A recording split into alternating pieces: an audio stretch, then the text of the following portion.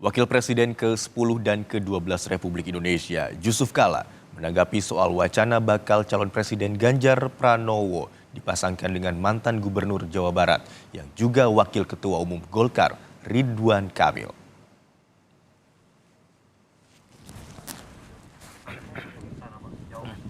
Yang paling jauh tuh Iya, yang 3,9 km.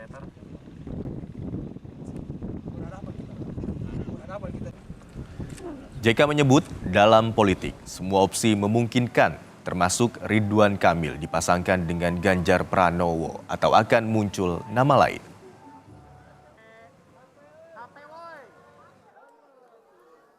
Tahu lain kali lah itu nanti. Nantilah. Semua di politik itu semua mungkin. Semua mungkin. Apa mungkin mau siapa mau Ridwan Kamil mau apa mau Mahfud semua mungkin. Tunggu aja nanti Oktober.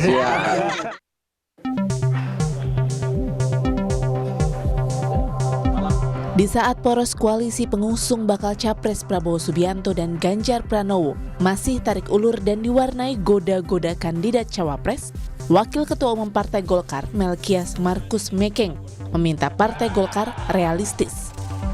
Menurut Mekeng, kader dan akar rumput Partai Golkar akan kecewa jika kadernya yakni Erlangga Hartarto tidak jadi cawapres Prabowo Subianto. Padahal pada saat yang sama, ada kader Golkar lainnya yaitu Ridwan Kamil yang punya kans besar menjadi cawapres. Partai Golkar kan punya kader Ridwan Kamil yang bisa maju pada kontestasi Pilpres ini. Semoga partai akan berpikir realistis dan pakai akal sehat untuk mendorongnya, tulis Mekeng dalam pernyataan tertulisnya.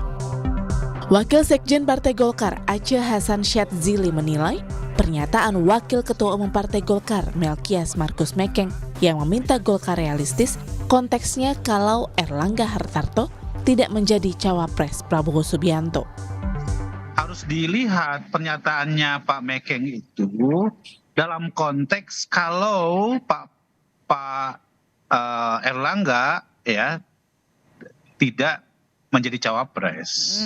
Jadi tetap Pak Mekeng menginginkan supaya Pak Erlangga itu diutamakan sebagai ketua umum partai menjadi cawapres gitu loh. Artinya kalau tidak dimajukan atau tidak dipilih artinya boleh dong Kang Emil? Enggak, makanya saya tidak mau berandai-andai. Sekarang fokus kita adalah memastikan bahwa Pak Erlangga bisa dipertimbangkan oleh Pak Prabowo sebagai calon wakil presiden gitu.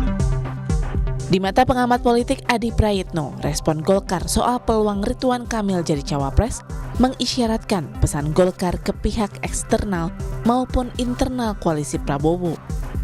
Ke eksternal jadi pesan Golkar agar pihak luar tidak menggoda-goda kadernya, dan ke internal jadi ultimatum kepada Prabowo, bisa saja Golkar hengkang jika Erlangga tidak dipilih jadi cawapres. Ini kan satu sinyalmen politik bahwa tak boleh ada orang lain, tak boleh ada partai yang mencoba untuk menggoda kader-kader Golkar di luar Erlangga untuk bisa maju di 2024. Nah, yang kedua, kalau yang saya tangkap, pernyataan Pak Mekeng itu semacam ultimatum politik sebenarnya kepada Prabowo.